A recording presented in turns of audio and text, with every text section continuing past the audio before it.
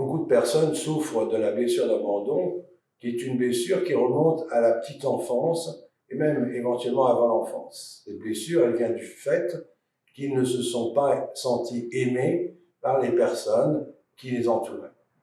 Qu'est-ce que ça provoque? Eh bien, d'abord, l'apparition de ce qu'on appelle le mental, l'ego, qui va couper l'enfant du moment présent et le mettre dans les peurs, dans le futur ou dans le passé, dans la culpabilité, en disant « mais pourquoi est-ce que je souffre de cela? Et qu'est-ce que j'ai fait de mal pour ne pas mériter cet amour ?» Et évidemment, ce même mental va aussi les couper d'une émotion importante, qui est celle de la colère, mais aussi de la tristesse.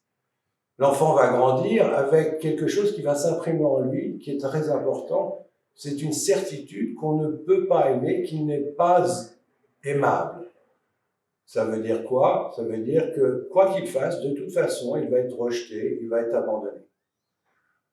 Il va grandir comme ceci et arriver à l'âge adulte et avoir des attitudes qui vont être soit de vouloir être aimé à tout prix, donc de faire n'importe quoi, tout et n'importe quoi pour être aimé, ou alors de ne pas rentrer dans les relations parce que de toute façon, il y a cette certitude qui va être rejetée tôt ou tard.